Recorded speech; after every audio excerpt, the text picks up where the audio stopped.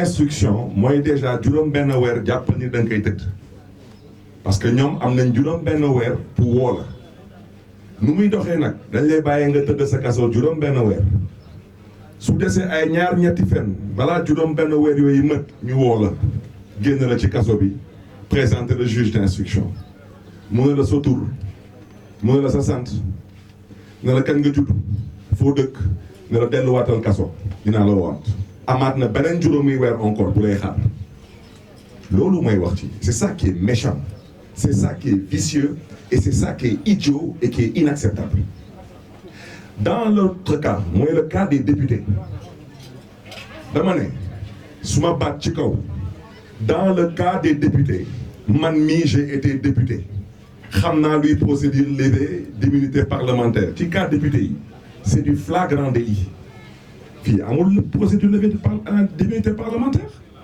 c'est du flagrant délit alors pourquoi est-ce que dans le cas de nos amis de Y'en a marre Simon et Kilifeu à qui nous réitérons notre amitié et notre soutien il y a une vidéo et on nous parle ici d'instruction fii lan lañ fi instruire amul benn doomu réew mi bu fi porter plainte ni contre Simon ni contre Kilifeu lan lañ fi instruire ñaari nit nekk ci oto wax ñu filmer ñëpp teg seen bët mais loolu c'est du flagrant délit yëpp leen ko flagrant délit ñu atte ko wante yéen lu ngeen di ci wut xam nañ ko mooy da ngeen bëgg a noot askan wi en quoi faisant en cherchant à museler deux leaders d'opinion dans ce pays qui sont forgés et qui ont contribué à ce que ce pays est devenu aujourd'hui en termes de prise de conscience citoyenne.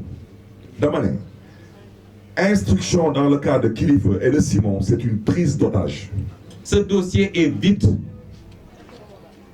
Li tax ñu bàyyi escroquerie. Qui a escroqué qui? Une affaire privée, nit ki déposé wul plainte. Nga ne escroquerie. Corruption. Mais dem leen lire article 159 code pénal. Pour corruption am il faut mu am un agent public boo xam ne dañ koo jox pour que en échange mu def wala mu bañ a def un agent public bi après ils mettent leur connerie de X, excuse-moi du terme, comme dit Barthélémy Dias, c'est du foutage de gueule. Tu prends, tu mets X. Mais quand nous corrompre dans cette affaire-là? Parce qu'il faut coûte que coûte fabriquer des preuves pour que nous ayons des cas. Il y a une grande part de complot. Complot boobu nag duñ ko nangu tey duñ ko nangu ëllëg man je suis chrétien et après bu ma sawee ci mbedd bi quelle est la presse qui ose dire que l'église est dans la mare? Quelle est la presse man buñ ma bettee may saw ci digg mbedd bi qui ose dire l'église dans la mare? Et une partie de la presse, pas toute la presse, parce qu'elle a reçu des enveloppes en espèces sonnantes et trébuchantes, ose dire il y en a marre dans la mare. Mais c'est n'importe quoi. C'est de la manipulation. C'est de l'amalgame avec un objectif bien déterminé, liquider et démanteler un mouvement. Donc, en réalité, c'est à ça que sert ce dossier-là. Créer une affaire dans l'affaire du trafic de visa et de passeport, bi nga xam ne moo éclaboussé Assemblée nationale. Créer une affaire dans l'affaire de la cherté de la vie, de la hausse des prix dans ce pays-là bi nga xam ne mais sénégalais yëpp sonn nañ ci. Naka la ñuy fexee ba coowal Y'en a marre bi coowal Kilifeu ak Simon muur sax wala jéem a muur sax la cherté de la vie. lii mooy wax ci.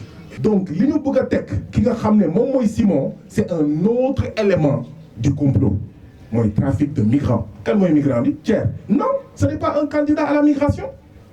C'est un candidat pour yóbbu doomam mu dem faju waaye dafa fekk ne am na charge yoo xam ne boo ci yemee du mujj fenn dañ leen di juger semaine bii jox leen sursis bàyyi leen ñu ñibbi. Autre élément du complot xam ngeen lan moo tax procureur toog 45 jours soo ko jóg parce que mënu loon jóg il n'y avait pas de plainte. C'est la première fois qu'on voit un procureur s'autosaisir dans un dossier qui concerne 2 Sénégalais te plainte amul. di wax ni l'entreprise de destruction d'un mouvement aussi important que Y'en a marre dans ce pays a déjà échoué. Parce que lii de dañ ciy ut lenn te yenn question yi fi jibse woon na ko mooy nu ñuy def ba bu ñu mënul détruire mouvement bi par la voie judiciaire nañ ko détruire moralement ba ku taxawati ci mouvement bi ci télé di wax sénégalais ne cim waaye ça ne passe pas, ça ne passera pas. ma jàpp ni tey la Y'en a marre war a gën a am doole ak taxawaay ci réew mi parce que nag lu yëngu rek li ko yëngal ko ëpp doole bu ñu demee ba cible Y'en a marre dafa fekk taxawaayam am na ñu mu gêné ci réew mi parce que ku soxalul kenn du la pexe